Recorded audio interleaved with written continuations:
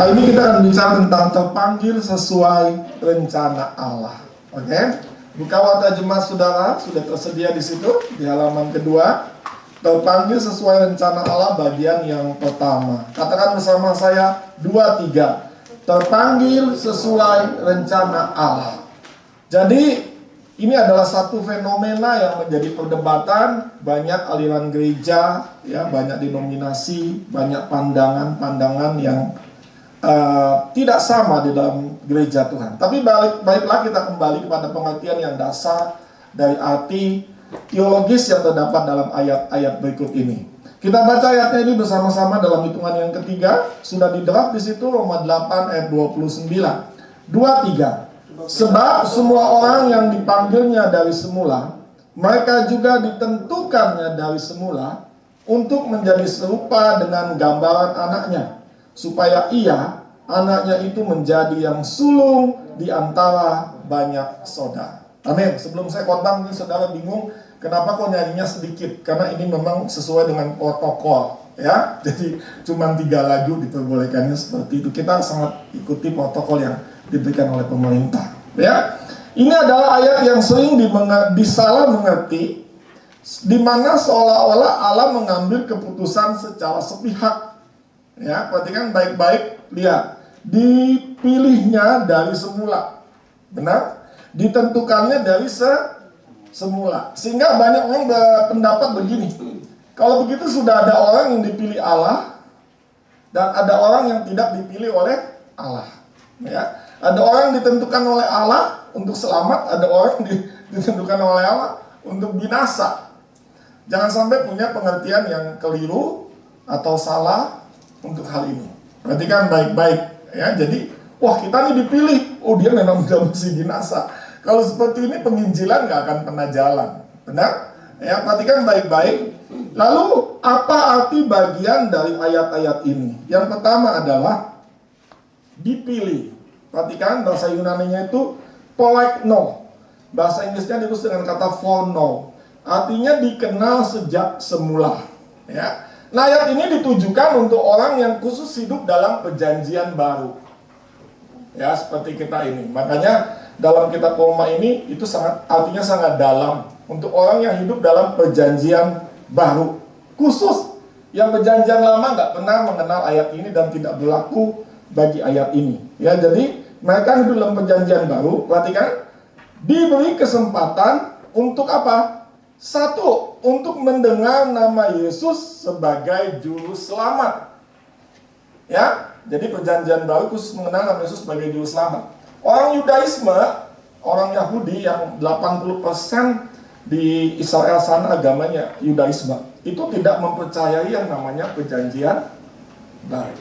Jadi mereka tuh nggak percaya Yesus sebagai Tuhan, ya. Jadi makanya ada teman saya ke sana. Ini ada guide nih, ya, dia bisa menunjukkan nih, ini tempat Yesus dibaptis nih, ya. Ini Sungai Yordan di sini, ini Gunung Sinai, ini saat naik ke atas, ya. Ini Lembah Karmel, ini Yesus membangkitkan Lazarus dan sebagainya. Tapi ketika ke kubur Yesus, ini kubur Yesus, ya, di sini. Lalu kawan saya bertanya,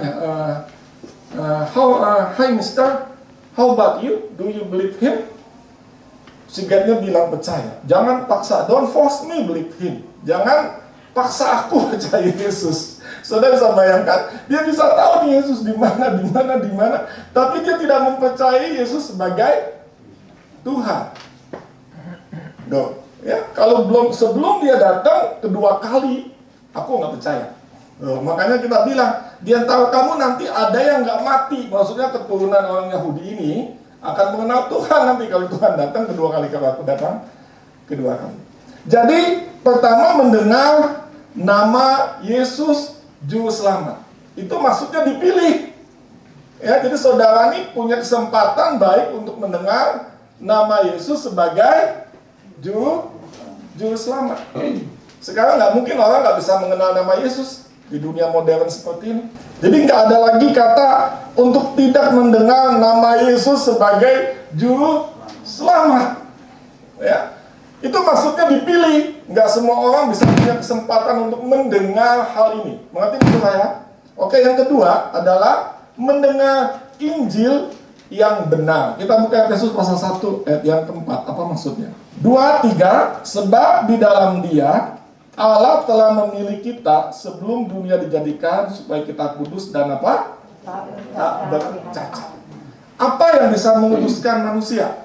Adalah Injil melalui kuasa Roh Kudus. Nggak ada lagi kitab suci atau apapun yang bisa membuat manusia menjadi kudus selain Injil dengan kuasa Roh Kudus. Nah, kalau kita bicara tentang mendengar Injil yang benar, artinya ada juga Injil yang nggak benar. Dalam kitab Galatia pasal 1 dikatakan ada yang kalau kamu menerima Injil yang lain dari aku yang beritakan, kata Rasul Paulus, kamu harus menolaknya. Bahkan yang memberitakannya itu bisa terkutuk, kata Tuhan. Bisa ngerti maksud saya? Ya, jadi ada Injil, orang memberitakan Injil tapi mengatakan Yesus itu bukan juru selamat. Dia bukan Tuhan, dia hanya Tuhan yang kecil. Seperti saksi Yehova bilangnya begitu. Ada lagi Mormon, ya. Mormon tidak mempercayai Yesus sebagai Tuhan. Dia hanya mempercayai Yesus sebagai manusia yang super, yang luar biasa, yang punya kuasa. Artinya dia tidak mempercayai Yesus sebagai juru selamat. Jadi satu, mendengar nama Yesus sebagai juru selamat. Yang kedua, mendengar Injil yang benar, yang tujuannya tadi untuk apa? Supaya kita apa nih? Kudus dan tidak bercacat. Nah, pemberitaan ini juga harus dilakukan oleh orang pemberita Injil yang hidupnya benar. Perhatikan baik-baik. Kalau pemberita Injilnya hidupnya nggak benar, orang yang mendengar tidak punya kuasa. Karena pemberitaan Injil selalu disertai dengan kuasa Tuhan. Roma 1 ayat 6. Ya, bahwa Injil itu adalah kuasa, dunamos. Dinamikanya Tuhan bekerja di dalam setiap orang yang mendengar. Setuju dengan saya? Amin. Jadi ada kuasa untuk mengubah hidup manusia. Bisa ngerti maksud saya? Itu maksudnya. Jadi mendengar nama Yesus sebagai juru selamat, mendengar Injil yang benar, dan pemberitaannya juga harus benar. Ya. Jadi ketika saya masih remaja di gereja, ya, saya ke gereja istri saya, ada orang dari Papua. Dia bilang dia menginjil di Kalimantan. Ya, karena sebelumnya saya GKI, saya begitu teliti kalau mendengar firman Allah, nggak sembarangan. Lalu dia bilang, waktu saya mau menyeberang sungai, saya berdoa sama Tuhan. Lalu Tuhan kirimkan 10 ekor buaya. Buayanya ini berjejer, 1, 2, 3, 4, 5, 6, 10, sehingga saya berjalan di atas buaya itu menyeberang sungai. Orang pada heran. Amin, haleluya. Begitu. Saya pikir Tuhan itu nggak konyol deh.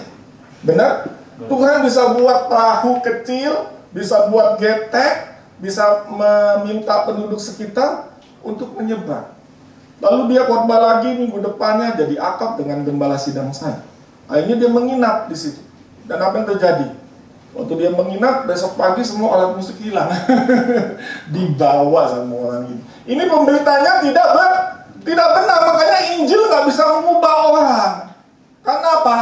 Nggak ada kuasa dinamisnya, nggak ada kuasa dinamonya. Pemberitaan Injil harus disertai dengan kuasa.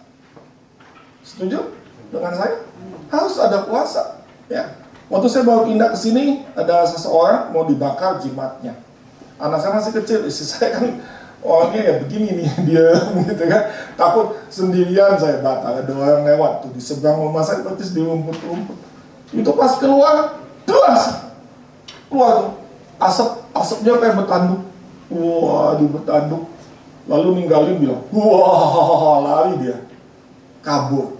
Pemberitaan Injil harus disertai dengan kuasa. Jadi bukan hanya fasih bicara dan sebagainya, nggak bisa. Lihat Alkitab, rasul-rasul disertai dengan kuasa untuk mengubah hidup manusia.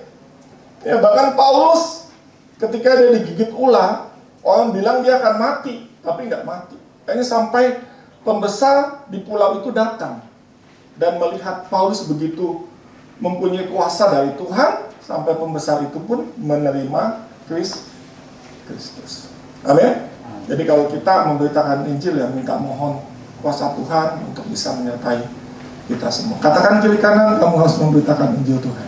Amin. Karena kita sudah dipilih. Yang kedua adalah ditentukan, atau Yunaninya adalah prorizo, ya. Mereka juga ditentukannya dari semula, ya. Artinya tidak ditetapkan Allah secara sepihak, tetapi ditentukan Allah sendiri sampai genap waktunya. Efesus pasal 1 ayat yang kelima. Efesus pasal 1 ayat yang kelima. 2-3, dalam kasih Ia telah menentukan kita dari semula oleh Yesus Kristus untuk menjadi anak-anaknya sesuai dengan kerelaan kehendak. Jadi nanti Tuhan datang ketika segala sesuatu menurut ukuran Tuhan. Orang yang dipilih dan ditentukannya itu sudah masuk ukurannya Tuhan. Bisa ngerti maksud saya? Jumlahnya sudah genap, sudah pas, dan itu tidak bisa ada orang yang dapat mengukur, menimbang, atau menghitung secara matematika, nggak bisa. Itu waktunya Tuhan. Nah, kalau begini kita mengintrospeksi diri kita, ya, kita ini masuk dalam hitungan yang ditentukan oleh Allah atau tidak. Coba lihat belakangmu, katakan, engkau masuk nggak dalam hitungan Tuhan? 2-3. Ya, coba lihat sekali lagi, yang kayak begini nih masuk nggak nih? Coba lihat lagi 2-3. Ya, yang kayak begini nih masuk kan nih? Ya, Tuhan lihat. Maka mari gunakan waktu kita sebaik mungkin, karena kita tidak tahu kapan akan kita ketemu Tuhan. Ya, jadi tidak ada tuh hitungan 144.000 yang selamat. Ya, itu untuk hitungan orang Yahudi yang terdahulu, bukan untuk hitungan-hitungan yang surga nanti. Ya, makanya itu saksi Yehova tidak mempercayai dia sendiri masuk surga. Dia hanya di Firdaus. Ya, kita tidak bisa mengartikan kitab Wahyu secara harfiah atau letterlak lah kalau bahasa Belanda, karena itu begitu banyak dengan kata-kata yang bersifat figuratif, ya, kata-kata yang merupakan gambaran dalam artinya, ya. Itu yang kedua. Jadi kita termasuk golongan yang ditentukan atau tidak oleh Tuhan. Bisa ngerti maksud saya? Coba kita introspeksi diri kita, seberapa jauh kita ngingin Tuhan. Kalau kita nggak jujur, bisnis, perkataan, yang lainnya jangan-jangan kita ditentukan oleh Allah nih, ya, atau nggak ada orang yang bisa mampu menentukan dirinya sendiri kecuali Tuhan yang menentukannya. Bisa ngerti ayat ini? Amin. Ya, lihat kesetiaan kita, bagaimana pemilihan kita, ya, bagaimana kerinduan kita kepada Tuhan. Itu yang Tuhan inginkan, ya. Dan yang ketiga, perhatikan di situ ada kata-kata Ia yang sulung, ya, dari semula untuk menjadi serupa dengan gambaran anaknya, supaya Ia, di sini Kristus, anaknya itu menjadi yang sulung di antara banyak saudara. Perhatikan baik-baik, Ia yang sulung bahasa Yunaninya protokokos, artinya Yesus sebagai yang tertinggi di atas segala-galanya dan teladan yang utama. Pasal 1 ayatnya yang ke-15. 2-3. Ia adalah gambar Allah yang tidak kelihatan, yang sulung lebih utama dari segala yang diciptakan. Ya.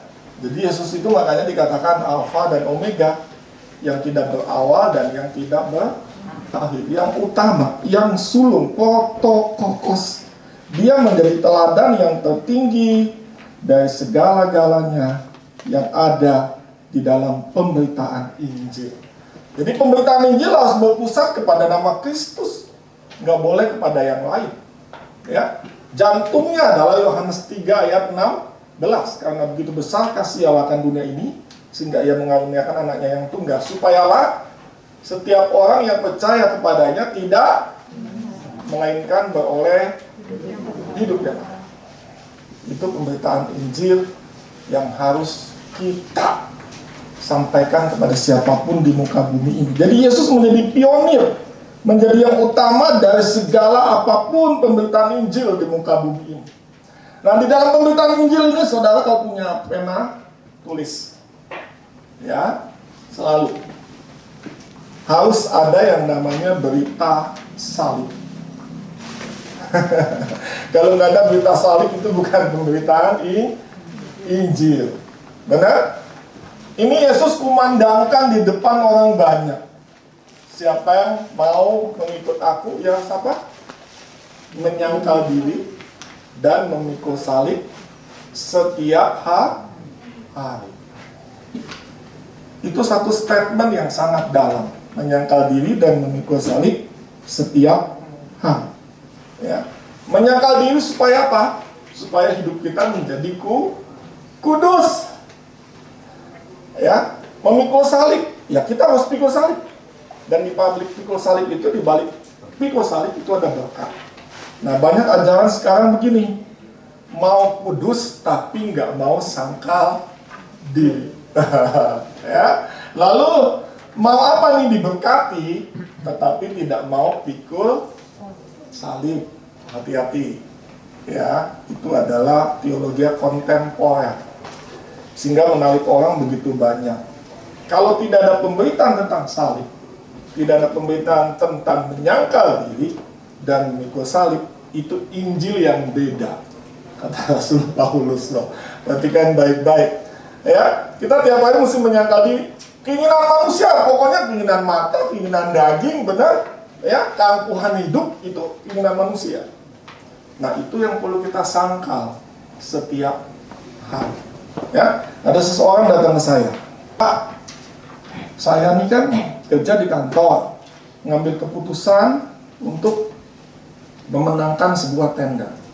Ya, lalu saya lagi berdoa, Pak, supaya Tuhan berkati, saya ingin beli sesuatu untuk A, untuk B, untuk C. Lalu dalam tender ini ada beberapa, Pak, sebelum mereka unwising, masukkan satu proposal tender, ada seseorang datang ke saya, dia berikan saya sejumlah uang. Ini kan berkat, Pak. Saya kan nggak minta. Dia baik-baik. Saya terima aja. Menurut saya ini berkat. Salah tidak? Berarti kan baik-baik. Ya, namanya setan tuh selalu bermain di setengah kebenaran. Kalau dia terlalu kelihatan salah, kita gampang membedakannya. Benar? Makanya ada sedikit benar. Dia berdoa, dia nggak minta. Saudara, saya bilang begini. Setelah itu tender masuk 4 perusahaan, Anda perhatikan nggak? Mana yang layak, yang harus dimenangkan? Dia diam. Lalu, mana yang Anda pilih untuk menang? Ya, yang kasih uang tadi. Ini berkat atau suap? Hah? Yang jelas nih, saya mau dengar nih dari jemaat. Berkat atau suap? Suap, saudara. Ketika kita diiming harta, hatinya udah melekat ke situ. Kejujuran kita sudah tidak ada lagi. Benar? Fair, udah nggak fair dalam memilih. Jadi, perhatikan baik-baik. Ini beti namanya. Beda tipis. Ya, jadi kalau segala sesuatu, saudara mesti berdoa sama Tuhan. Minta hikmat dari Tuhan memfilter. Jadi, saya belum dapat berkat dari Tuhan. Perhatikan baik-baik. Kalau hidupmu benar, berkat Allah akan mengikuti juga. Setuju dengan saya? Sangkal diri kita. Pikul salib. Ya. Jangan sudah bersaksi di depan lalu bilang itu berkat. Ini beda-beda tipis. Ya, jadi fungsinya adalah sulung pemberitaan yang sulung harus dengar seperti Yesus. Menyangkal diri dan memikul salib. Nah, kita bilang begini, persahabatan dengan dunia adalah apa? Permusuhan bagi Allah. Itu ya, bersahabat jadi teman tapi musuh bagi Tuhan. Kalau kita memusuhi dunia, berarti kita berteman dengan Tuhan. Terbalik, benar? Kalau bersahabat dengan dunia, nggak bisa kita menjadi teman. Pasti kita jadi musuh bagi Allah. Tapi kalau kita memusuhi cara-cara dunia, kita berteman dengan Allah. Bisa ngerti? Amin? Anak-anak muda, anak remaja, siapa yang selama sekolah nggak pernah nyontek? Angkat tangan. Pasti kalau ditanya, kenapa nyontek? Kepepet. Apa? Kepepet itu alasan paling gampang. Ya toh? Kepepet, bilang aja nggak belajar. Kepepet. Ya, selama belum ulangan, boleh nanya apa aja. Tapi pas sudah ulangan, urusan masing-masing. Saudara mau ini menyangkal diri dan memikul salib. Kalau orang nggak bisa menyangkal diri, kuasa Tuhannya nggak bisa. Saya doakan, saya sebut nama satu-satu, jangan sampai ada yang lupa. Yang lama, yang baru saya sebut, yang nggak bisa ibadah pun saya sebut. Biar kantornya tuh tetap lancar, running well usahanya, ya tetap jalan, anak-anaknya bisa makan minum terpelihara, bisa. Begitu, keadaan kayak gini nggak bisa. Siapapun, apa sih upahnya kita? Coba. Ya tiap hari saya dapat doa, kerjanya cuma minta doa, teman-teman minta doa, yang ini begini, yang ini lagi gini, yang ini. Saudara sepupu ada yang sakit, tapi kita percaya waktu yang kita berikan Tuhan catat untuk itu. Setuju? Jadi kalau saudara dalam hidup, jangan hanya perhatikan diri sendiri. Ini ayat, ya. Apa tujuannya? Filipi pasal 2 ayat 7 sampai ke 8. Wow, ini ayat yang sangat dalam. Ayat yang indah. Jadi kita dipilih, ditentukan supaya menjadi serupa dengan Tuhan, menjadi yang sulung, dan ada tujuan dalam hidup kita. Filipi pasal 2 ayat 7 sampai yang ke 8. 2-3. Melainkan telah mengosongkan diri sendiri dan mengambil rupa seorang hamba dan apa? Menjadi sama dengan manusia, dan dalam keadaan sebagai manusia ia telah merendahkan dirinya dan taat sampai mati, bahkan sampai mati di kayu salib. Itu Tuhan. Allah menjadi manusia, ya, lalu turun lagi menjadi hamba, menjadi doulos, hamba yang hina kalau dalam bahasa Yunani. Ya, mohon maaf saudara, saya harus bicara. Sebenarnya secara sejarah, ya, secara antropologi, orang yang disalib itu di Bukit Golgota adalah penjahat-penjahat yang berkaliber. Bukan penjahat biasa, penjahat kakap yang dicari-cari oleh pemerintah Romawi. Dan pada zaman itu, kalau dia dinaikkan ke atas kayu salib, itu harus ditelanjangi semua. Maka Alkitab bilang begini, Allah Bapa seperti tidak mengenal anaknya lagi. Dihina, dicaci maki, diludahi, dimahkota duri, ditombak, ditampar, ditusuk, tangannya dipatok, kaki kiri dan kanan. Dia menjadi yang sulung, perhatikan baik-baik.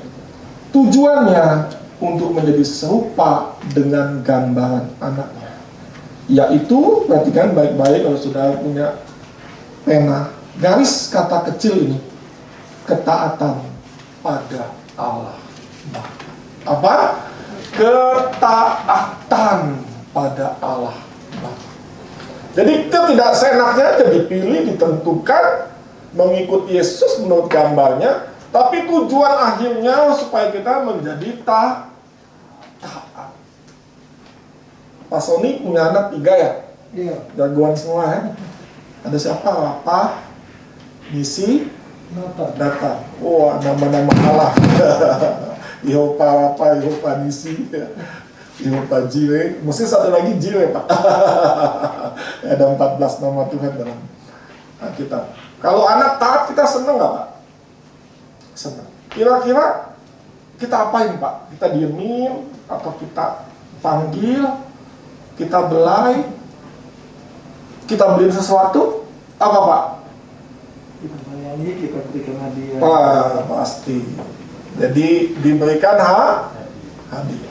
Kalau Yesus apa hadiahnya nih? Tuh ayat yang ke-9. Perhatikan baik-baik. Itulah sebabnya Allah sangat meninggikan dia dan mengaruniakan kepadanya nama di atas segala, supaya dalam nama Yesus bertekuk lutut segala yang ada di langit dan yang ada di atas bumi dan yang ada di bawah bumi, dan segala lidah mengaku Yesus Kristus adalah Tuhan bagi kemuliaan Allah Bapa. Ya, kalau kita menyangkal diri, kita pikul salib, tujuannya supaya menjadi taat kepada Allah. Dunia memang mengajak kepada kita untuk tidak benar dalam bekerja dan sebagainya dan sebagainya. Bisa sukses secara duniawi, tapi ketika menghadap Tuhan, oh apa yang kamu buat, kata Tuhan, engkau tidak masuk dalam pilihanku, engkau tidak masuk dalam orang yang ditentukan oleh Allah, engkau tidak mengikuti teladan Kristus sebagai yang sulung, dan engkau tidak taat dalam diri, menyala engkau dari tanah. Oh, di buku kehidupan kita tidak ada. Kita boleh kalah dalam perkara duniawi, tapi jangan kalah dalam perkara yang Saudara pahami akan hal ini? Amin. Ya.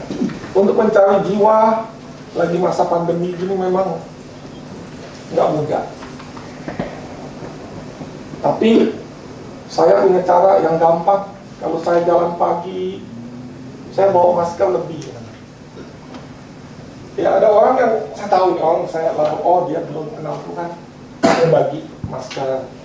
Kita bisa ngomong, bisa bicara tentang, ya, ada satu orang, oh saya ini Pak, oh iya, boleh nggak saya main apa? Oh boleh. Saya nggak punya teman di sini Pak. Tuh, banyak orang ramai tapi nggak kesepian, benar? Nanti setelah pandemi dia janji mau datang. Kita berdoa supaya cepat selesai pandemi. Siapa yang berkata firman Allah? Amin. Jadi maksud kita dipilih, kita punya kesempatan untuk mendengar nama Yesus sebagai juru selamat. Kita harus mendengar Injil yang benar. Kita ditentukan, ditetapkan secara Allah supaya kita masuk dalam penggenapan hitungannya Allah sendiri. Kita menjadi yang sulung supaya mengikuti teladan Kristus. Dan tujuan akhirnya kita menjadi serupa dengan gambaran anaknya, hidup dalam ketaatan. Saudara berkata firman Allah, ketidakpanjangan firman Allah ini, ya, kita bangkit berdiri, kita dengarkan satu pujian yang indah di hadapan Allah.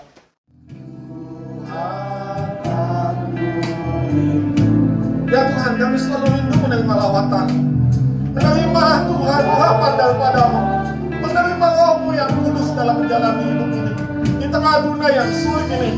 Tapi kami percaya, kami belajar Tuhan menjadi taat seperti Yesus. Dia telah turun menjadi manusia yang taat sebagai hamba, taat sampai di atas kayu salib. Karena itu Allah sangat meninggikan namanya. Kau hadir di sini saat ini. Oh, katakan ku rindukan.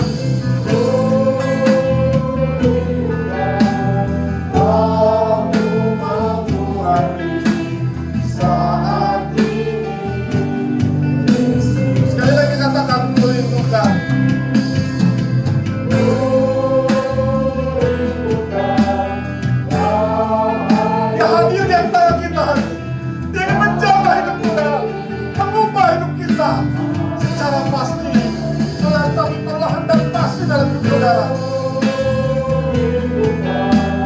Kamu mengurangi saat ini. Sekali lagi katakan, ku rindukan.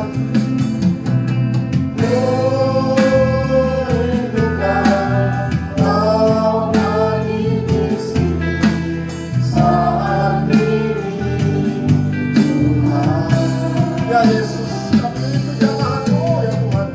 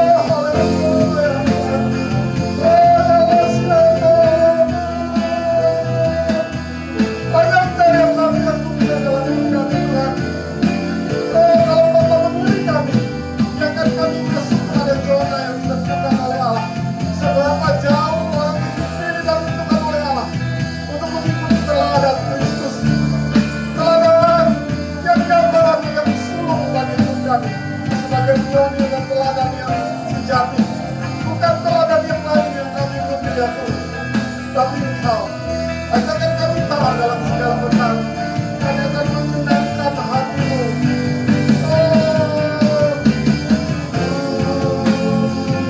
Tuhan, Kau hadir di sini saat ini. Sekali lagi katakan Tuhan.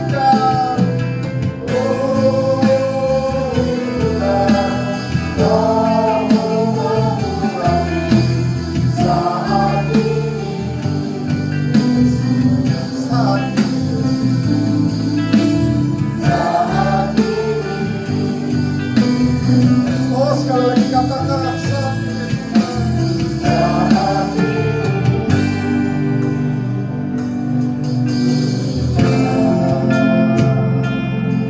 Saya berikan waktu beberapa menit, beberapa saat. Setiap pribadi berbicara dengan Tuhan. Tuhan Maha Hadir di antara kita. Dia melihat keluh kesah hati saudara. Ambil sikap untuk merendahkan hati, bicara kepada Tuhan. Apa pergumulan hidup saudara? Dia ada di sisi saudara hari ini.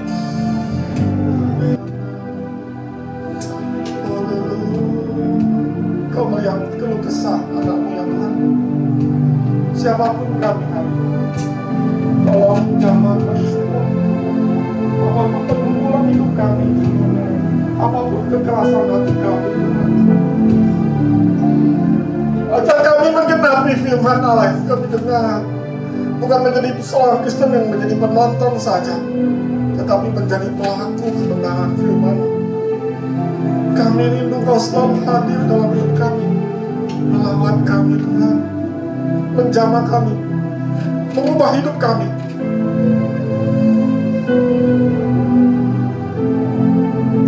Haleluya.